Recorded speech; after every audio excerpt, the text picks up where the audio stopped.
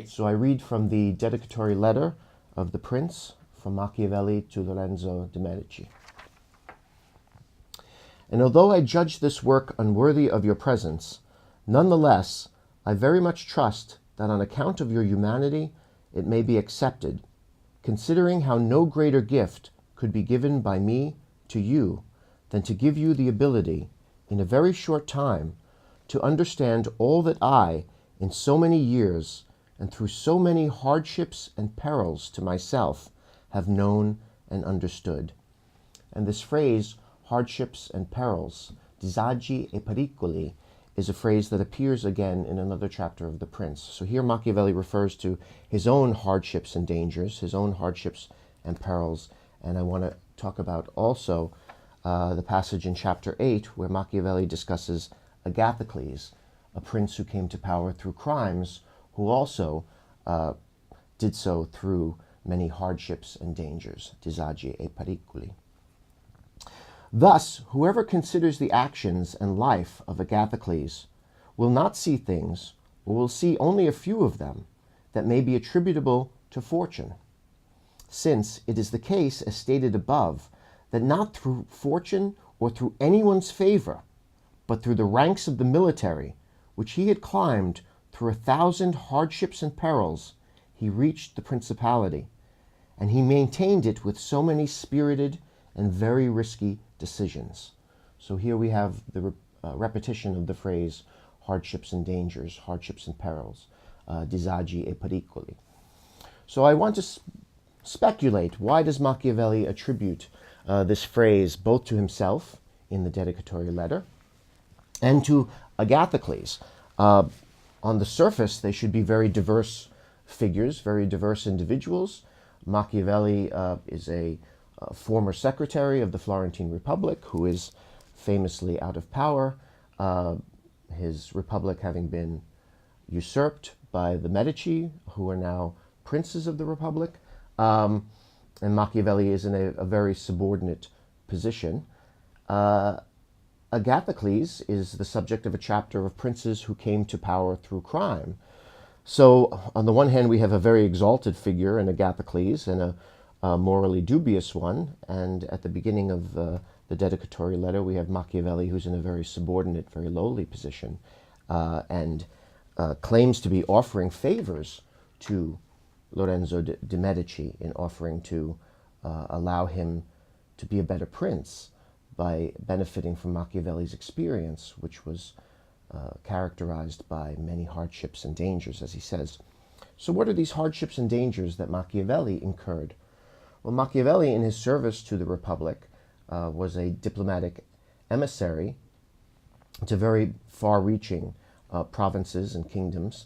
Machiavelli traveled very often on horseback in very short order to travel to cities as close as or far as Bologna, but also to go to the capitals of foreign monarchies, such as Paris, to France, to Germany, and to Rome. So Machiavelli suffered all the hardships of the roads, the dangers of crime and robbers, and of course the many inconveniences that come from travel in such days. So this was a grueling, dangerous, arduous life that Machiavelli led as an emissary for the Florentine Republic. But the hardships and dangers are not only physical in that sense. Machiavelli also earned a disreputable reputation in the Florentine Republic, and that started because Machiavelli proposed that the Florentines take up a civic militia. Machiavelli wanted the Florentine Republic, which was unarmed, to have its own civic military, and he wanted to organize the Florentine citizens both in the city and its subjects outside the city in the contato into a civic military. And Machiavelli was greatly opposed by the city's aristocracy, the city's ottomati, the rich and prominent citizens of the city did not want a citizen army because they felt it would be a threat to them, to their power, to their privilege, and they thought that it would excessively benefit Machiavelli's patron and boss, Piero Soderini, who was the chief executive of the Florentine Republic, who was the gonfaloniere for life. And so they resisted Machiavelli's plan for a very large-scale, widespread militia, and Machiavelli had to compromise for a militia composed only of subjects from the Contatto. And one could say that Florence's fate, in some sense, its ability to defend itself from the kinds of invasions that overthrew the republic that Machiavelli served, an invasion of a Spanish army, that might have been prevented with a larger scale citizen army, and the Medici might not have come back to power at all. So this issue of hardships and dangers apply, I think, also to the controversies that Machiavelli incurred in his career, specifically around this civic military. And then, of course, there is the issue of the hardships that Machiavelli endured when he was imprisoned and tortured by the Medici when they suspected him of being involved in a conspiracy that would restore the Florentine Republic.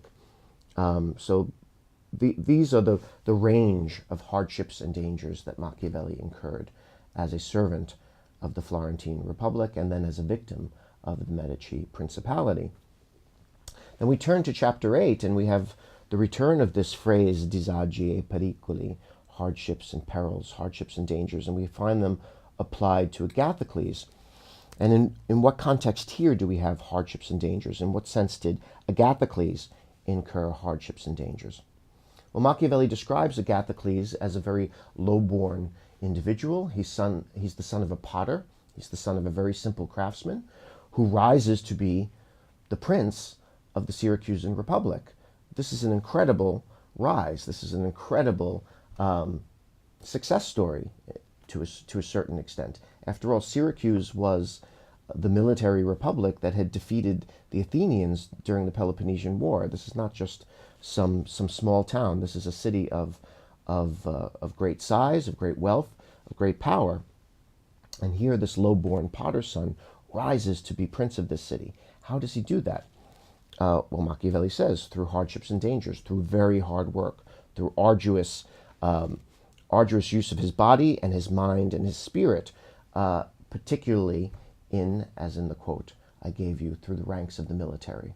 So it's the fact that Syracuse had a civic military, that someone who was a potter's son could rise from such a station through excelling at military arts, excelling through basically showing how to kill and avoid being killed in the Syracusan military, that he gained the trust, Machiavelli says, of the Syracusan citizen soldiers. They were very impressed with his spirit of body, with his acuity of mind, and with his audacious spirit.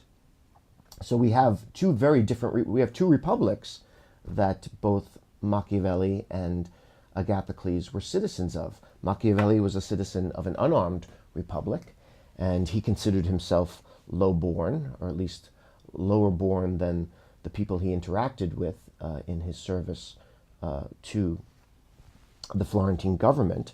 But he always felt that his own advancement was blocked because he was low-born. For instance, he was nominated by his boss Piero Soderini, to be the ambassador to Germany, and this was blocked by the aristocrats of Florence because, quote, there were young men from better families who should do that job. So we see that Machiavelli's own personal career was blocked by the aristocrats of his city, and we see that his plan to improve the city's fortune or the city's virtue, by having a civic military were blocked by the aristocrats, the Ottomati of Florence, who did not want a civic military. And then we see in Syracuse, we have a city that it has a civic military, that is an armed city, through which someone who is low-born, like Agathocles, through accomplishments, daring, initiative, and spirit of mind and body, could rise through the ranks of the military. And Agathocles also has a different relationship to the automati, to the aristocrats of his city. Just as Florence, Machiavelli's Florence, was threatened on all sides by major, we might even use the term empires, France, the German emperor, and the papacy, empires that threatened Florence militarily, that Machiavelli wanted a civic military to hold off or defeat. Syracuse in Agathocles' day was threatened by the Carthaginian Republic. Syracuse is in Sicily, across the Mediterranean Sea from Africa, where the Carthaginian Republic was, and Carthage under Hamilcar, Hannibal's father, the famous Hannibal's father, was in Sicily threatening Syracuse with Carthaginian troops. And so when Agathocles becomes the chief magistrate, the chief military civic officer of the Syracusan Republic, he decides that he should be prince and that he should not rely on or have to defer to or have to please or worry about the opinion of the Syracusan aristocracy. And so I think Machiavelli insinuates using the Carthaginian threat as a pretext to hold a meeting. Agathocles calls an assembly of all the Senate and all the people of Syracuse, and in full view of the common people of Syracuse, he has his soldiers kill the Syracusan Senate, and Machiavelli also adds the richest of the citizens. And with the Senate out of the way and the richest citizens out of the way, Agathocles then proceeds to free not only Syracuse, but the entire island of Sicily from foreign domination. He invades very audaciously, crosses the Mediterranean Sea, invades Africa, and basically harasses the Carthaginians into withdrawing their troops, not only from Syracuse, but from the entire island of Sicily. And Agathocles becomes prince not only of Syracuse, but of Sicily, and keeps it free of Carthaginian domination for the entire term of his principality, which was 70 or so years. So there is a contrast there. Both Machiavelli and Agathocles suffer disagi e pericoli, hardships and dangers, hardships and perils. But Machiavelli's hardships and perils didn't keep him from losing his job, from being tortured, from being scorned by the automati of his city, and by seeing his state, his republic, invaded and overthrown by a foreign army, the Spanish, and by princes who were brought in from the outside by that foreign army. Agathocles didn't defer to the aristocrats of his city, who may not have wanted to invade Africa, or may not have wanted Agathocles to expand the civic military, as he did once he eliminated them. Agathocles' view was one should eliminate these obstacles to the preservation of one's patria. Machiavelli consistently affiliates Agathocles with service to his patria, to his fatherland, in these passages about Agathocles. So